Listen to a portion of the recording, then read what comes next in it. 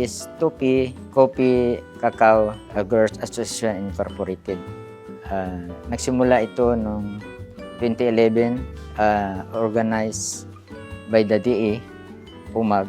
Ang aming purpose lang that time, dahil nga kasama kami with the farmers group ng DA as MAPSI member, ang amin lang doon is parang kanlungan lang sana ng mga cacao farmer and coffee farmer. Hindi namin namalayan na at the start naging recipient kami ng MRDP program, kaya doon nakita na pwede pa lang lumaki yung aming membership. Si Tukugay nag-start siya into 12 na member. Then the second batch na mga bagong member ay umabot kami ng 42. Then hanggang umabot kami ng more than 200 in total na member na. May mga cooperative kami na kasamahan na nagtitraining sa amin kasama ang DA. DA sa region, at saka DA dito sa provincial, at saka DA din dito sa municipal. So marami silang naituro sa mga farmers na mga technology para sa ganun magkaroon sila ng maganda at mapaganda ho nila yung kanilang tanim na mga kape. Noon, inumpisahan namin ang Tukugay 2011. Nandyan lang sa mga 2 tons ang mga production ng kape. Sa kasalukuyan, nasa 20 to 25 tons na po ang nakukuha naming kape.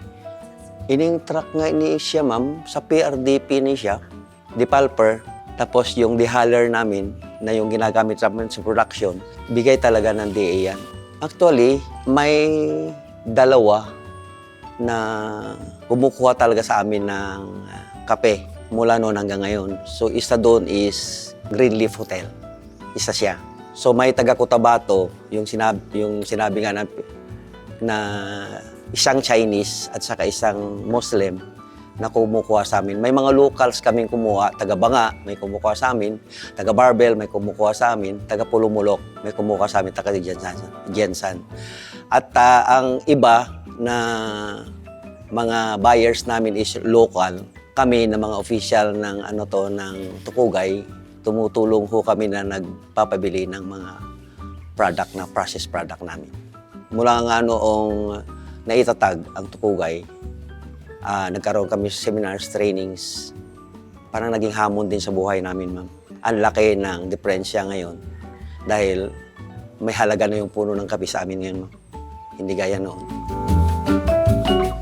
Ang Tukugay at saka ang tutupag ko ay nagpapasalamat sa mga interbensyon na ibinigay ng DA. Ang mga farmers ay nagpapasalamat talaga sa kanila kasi yung mga interbensyon ay nagbigay ng malaking hamon sa mga farmers upang mapaganda nila ang produksyon ng kape dito sa Tupi.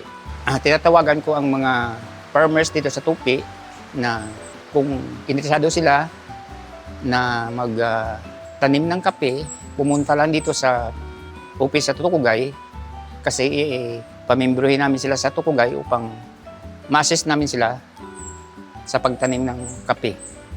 Kami po ang Tukugay, Nominee ng Gawad Saka, Outstanding High Value Crop Cluster.